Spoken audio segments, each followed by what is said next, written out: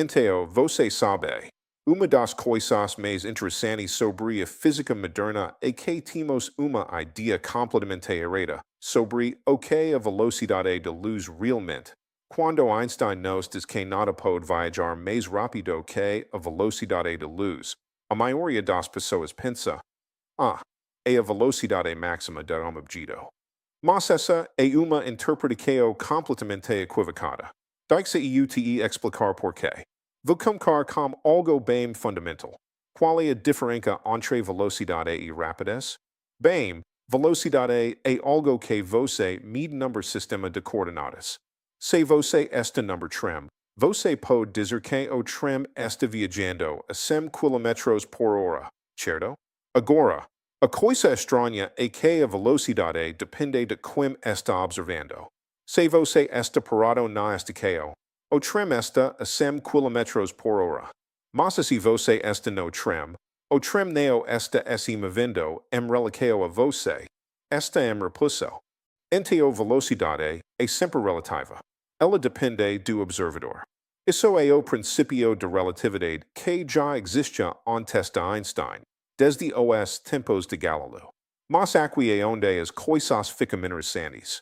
Einstein descobriu algo muito mais profundo sobre a natureza do espaço e do tempo. Deixe-eu fazer uma pergunta. Qual é a velocidade da luz para você? Aqui, sentido no chão? Aproximadamente 300.000 km por segundo. Agora, qual é a velocidade da luz para uma pessoa num foguete que está viajando a, digamos, metade da velocidade da luz em relação a você? Segundo a física newtoniana, ela deveria medir uma velocidade menor, certo? A velocidade relativa deveria ser diminuída. Mas não é isso que acontece. Isso é o grande segredo. A pessoa no foguete mede exatamente a mesma velocidade da luz que você. 300.000 km por segundo. Isso não faz nenhum sentido como a física clássica. Como a física clássica, velocidades S somam e diminuem. Se você está numa moto viajando a 50 km por hora e você atira uma bola para frente a 20 km por hora, a bola S move 70 km por hora em relação ao chão. Simples assim. Mas como a luz não funciona assim. E esse é o ponto crucial. A velocidade da luz não é uma velocidade no sentido usual. É algo muito mais fundamental. É sobre a estrutura do espaço e do tempo MSI. Deixe-te contar como Einstein pensava sobre isso. Ele tinha dois postulados. O primeiro era o princípio de relatividade. As leis de física são as mesmas em todos os referentes inerciais. Isso significa que se você está numa nave flutuando no espaço, longe de qualquer influência gravitacional, as leis de física que você mede são exatamente as mesmas que as leis que eu mico aqui na Terra. Isso é muito profundo. O segundo postulado era que a velocidade da luz é a mesma em todos os referentes inerciais. E aqui é o ponto. Ele não estava dizendo que a velocidade da luz é a velocidade máxima de algo. Ele estava dizendo que há uma velocidade especial. Uma velocidade especial de 45 graus no espaçotempo, que é invariante. Todo observador, não importa a sua velocidade, concorda com essa velocidade. Agora, você pode estar pensando, Lenny, você está louco. Como pode haver uma velocidade que todos os observadores medem da mesma forma? A resposta é que isso só funciona porque estamos lidando com como espaço e tempo se combinam. Não é como velocidades no espaço normalmente funcionam. Deixe-eu desenhar diagrama no seu cerebro. Imagine o espaço-tempo, uma dimensão vertical que representa o tempo, duas ou três dimensões horizontais que representam o espaço. Agora, conceito chamado de intervalo espaço-tempo. A distância verdadeira entre dois eventos é medida usando uma métrica especial. Não é apenas a distância euclidiana normal. É diferente. É o que chamamos de métrica de Minkowski. E aqui é a mágica. A velocidade da luz define a estrutura geométrica do espaço-tempo. Os raios de luz, os fotos, viajam ao longo do que chamamos de geodésicas nullas. Isso significa que o intervalo de espaçotempo entre dois pontos numa trajetória de luz é zero. Zero. Você consegue imaginar? Para foteo, neo ha tempo que passa. Para foteo, MSU referential.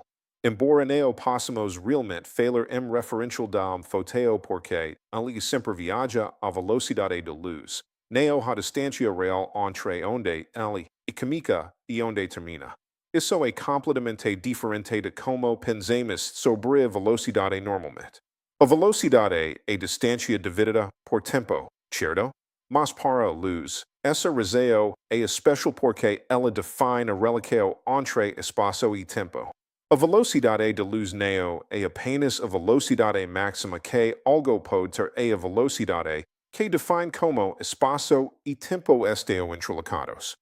Vou explicar de outra forma. Pensem cones de luz. Todo evento no espaço-tempo tem dois cones de luz. Apontando para o futuro e outro apontando para o passado. O cone de luz futuro representa todos os eventos que podem ser causalmente afetados por evento presente. O cone de luz passado representa todos os eventos que poderiam ter causalmente afetado o presente. A inclinação desses cones é determinada pela velocidade de luz. Se você desenha diagrama de espaço-tempo com axes ortogonais, tempo na vertical, espaço na horizontal, os cones de luz fazem ângulo de 45 graus como tempo. Exatamente 45 graus. Isso não é coincidência. Isso é porque a velocidade de luz define a causalidade estrutural do universo. Agora, e aqui é o ponto crucial. Não há nada que possa dizer os cones de luz. Se você está evento, você pode enviar sinais para o futuro que está dentro do SU cone de luz futuro. Esses sinais podem se mover mais lentamente que a velocidade de luz, como objeto massivo que está acelerando. Mas não pode ser do cone de luz. Essa é a verdadeira razão pela qual nada pode viajar mais rápido que a velocidade de luz. Não é porque há limite de velocidade. É porque essa é a estrutura causal do universo. Deixe-eu ser claro sobre isso. Velocidade é algo que você mide referential. Você tem uma régua. Você tem relógio. Trem passa por você. Você mide quanto tempo ele leva para passar. Você mide a distância. Velocidade é distância dividida por tempo. Mas a velocidade de luz não é assim. A velocidade de luz é uma propriedade fundamental da geometria do espaço-tempo. Pensa assim. Se você está num foguete você acende uma lanterna. Qual é a velocidade de quila luz em relação a você? Você diria que está parada? Não. Mesmo que você esteja se movimentando a 90% da velocidade da luz, a luz sendo de sua lanterna ainda se move 300.000 km por segundo em relação a você. Por quê? Porque a estrutura do espaço-tempo se ajusta. Aqui é onde entra a dilatação do tempo e a contração do comprimento. Se você está se movimentando muito rapidamente, o tempo passa mais lentamente de uma perspectiva externa. E o comprimento contrai na direção do movimento. Isso significa que quando você mide a velocidade da luz, mesmo que esteja se movendo rapidamente, você continua medindo a mesma coisa porque seu relógio está funcionando diferente e suas regras estão encurtadas. Isso não é mágica. Isso é geometria. É exatamente como geometria esférica funciona na superfície da Terra. Na superfície de uma esfera, a geometria é diferente da geometria plana. As linhas retas não existem. O mais próximo que você tem são os grandes círculos. E quando você mide distâncias e ângulos numa esfera, você tem que usar uma métrica diferente. Da mesma forma, o espaço-tempo tem uma geometria neo-euclidiana. A métrica é a métrica de Minkowski. E nessa geometria, a velocidade da luz neo é uma velocidade. E uma propriedade geométrica fundamental. É o que define a inclinação dos cones de luz. É o que determina como o espaço e tempo se combinam. Agora, você pode perguntar. Mas, Lenny, o que há de especial sobre a velocidade da luz? Por que precisamente 300.000 km por segundo? Por que não a milhão? Bem, essa é uma excelente pergunta. E a resposta é que é determinado pelas equações de Maxwell. As equações do eletromagnetismo não fazem sentido a menos que haja uma velocidade especial m que as ondas eletromagnéticas se propagam.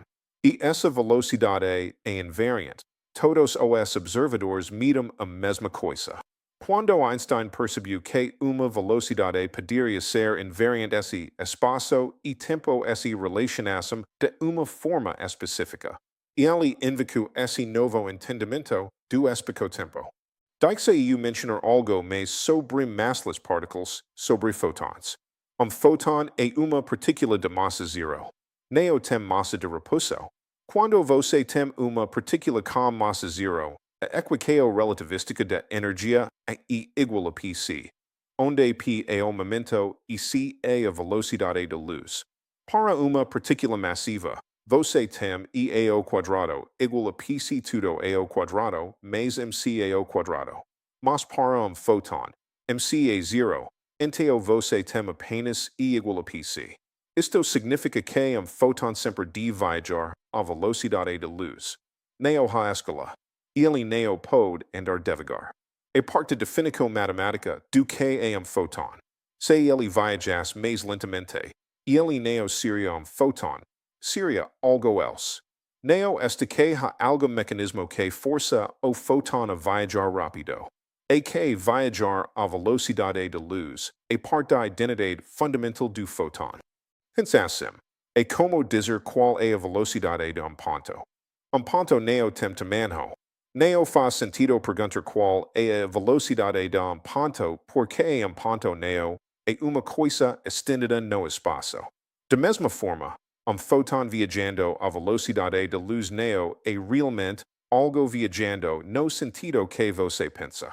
É uma excitação de campo eletromagnético que propaga ao longo de uma linha de luz no espaço-tempo. A velocidade da luz é simplesmente como a estrutura do espaço-tempo propaga essas excitações. Agora, deixe-eu colocar tudo isso junto. O grande insight é que a velocidade da luz não é uma velocidade no sentido clássico.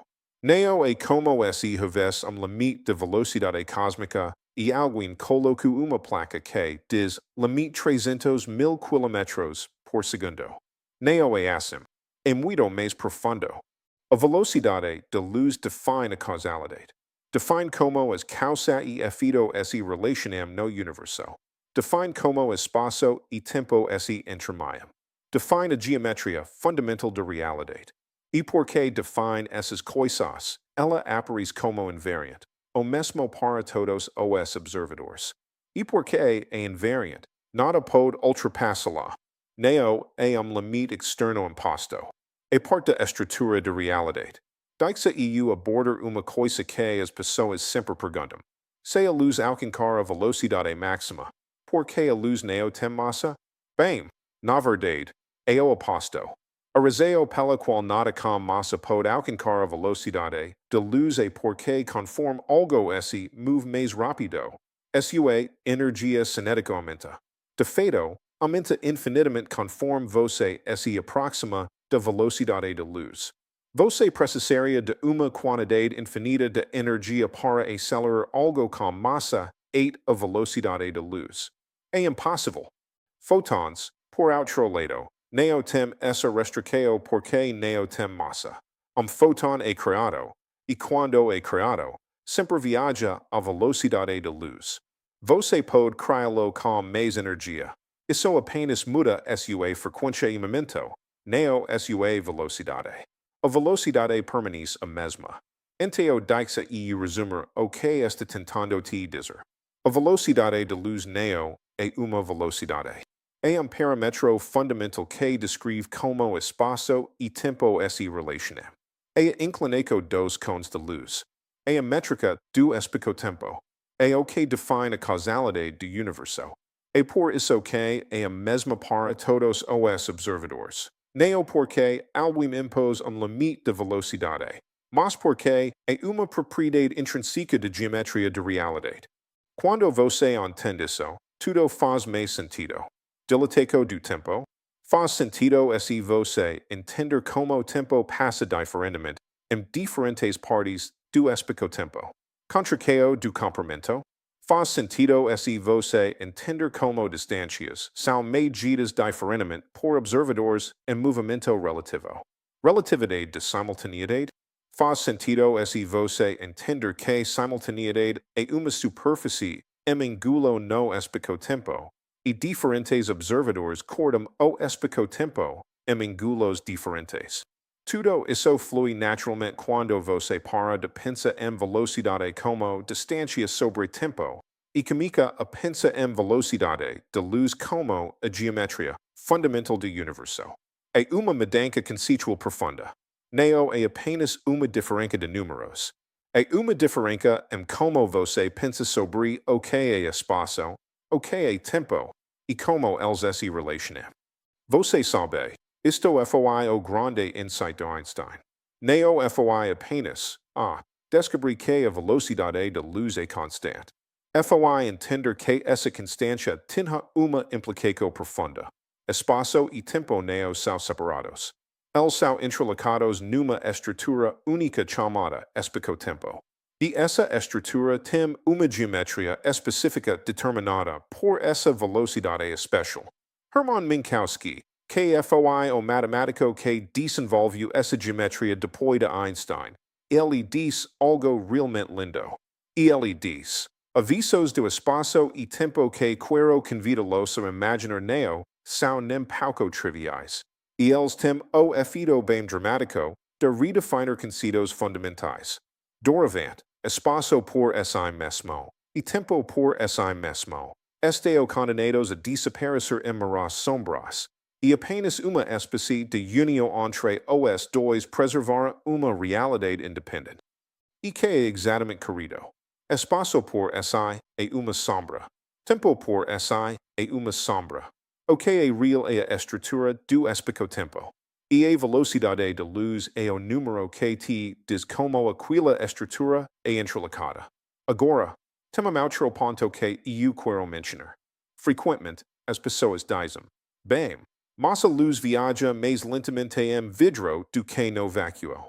Não é verdade que ela sempre viaja à velocidade da luz. Bem, semi não. Isso é uma questão de definição. A velocidade da luz no vácuo 300.000 km por segundo. Essa é a velocidade invariante que define o espaço-tempo. Quando a luz viaja atrás de meio como vidro, ela está realmente interagindo com as moléculas. Há absorção e reemissão. Na verdade, o que está acontecendo é mais complicado. Mas a velocidade invariante que define a causalidade e a estrutura do espaço-tempo. Essa é a velocidade da luz no vácuo. E esse é ponto profundo também. Essa velocidade invariante não é apenas a velocidade que a luz viaja. É a velocidade que qualquer coisa sem massa deve viajar. Gravitos, as partículas hipotéticas que carregam a gravidade, elas também devem se mover à velocidade da luz. Esse existem e esse foram massless. Porque qualquer coisa sem massa, por definição matemática, viaja ao longo de geodésicas nulas no espaço-tempo. E geodésicas nulas, por definição, viajam à velocidade da luz. Então, quando você vê as equações de Einstein para a gravitação, as equações de campo de Einstein, você descobre que mudanças no campo gravitacional se propagam à velocidade da luz. Isso foi confirmado alguns anos atrás quando observaram ondas gravitacionais vindas de dois buracos negros se chocando. As ondas gravitacionais viajaram à velocidade da luz, exatamente como as equações prevêem. Você vê, tudo está conectado. E tudo parte de uma estrutura geométrica única. A velocidade da luz não é apenas a velocidade que a luz viaja. O número que define como realidade esta estruturada nos níveis mais fundamentais. Dixa eu aborder uma última coisa porque isto me incomoda e eco que deveria te incomodar também. Quando falamos sobre buracos negros e como nada pode escapar de buraco negro porque a velocidade de luz é o limite, você pode estar pensando. Espera, então há regiões do espaço onde coisas estão presas porque há limite de velocidade. Bem, se me não. É mais complicado. Dentro do horizonte de eventos de buraco negro, o espaçotempo é tal cavado que toda direito que você pode se mover para qualquer lugar que você torna ir. Leva você mais perto do centro. Não é que há limite de velocidade e você não pode ir rápido o suficiente para escapar. É que a geometria do espaçotempo não permite caminho para fora. Não importa quão rápido você vier. A estrutura causal do universo, definida pelo cone de luz, não permite que sinal escape. Você vê? É sempre sobre a geometria. É sempre sobre como espaço-tempo está estruturado. Não é sobre limites de velocidade. É sobre a arquitetura de realidade. Então dixa eu terminar com isto. Quando você entende que a velocidade de luz não é uma velocidade, que é parâmetro geométrico fundamental que descreve a estrutura do espaço-tempo, tudo se torna claro. As contradições aparentes de relatividade especial desaparecem. Você vê que não há nada estranho ou contraintuitivo. É apenas geometria diferente. Você conhece geometria esférica? Na geometria esférica, ângulos do triângulo somam mais que 180 graus. Por isso estranho se você está acostumado com geometria plana. Mas não é estranho. É apenas uma geometria diferente. O mesmo é verdadeiro para espaço-tempo.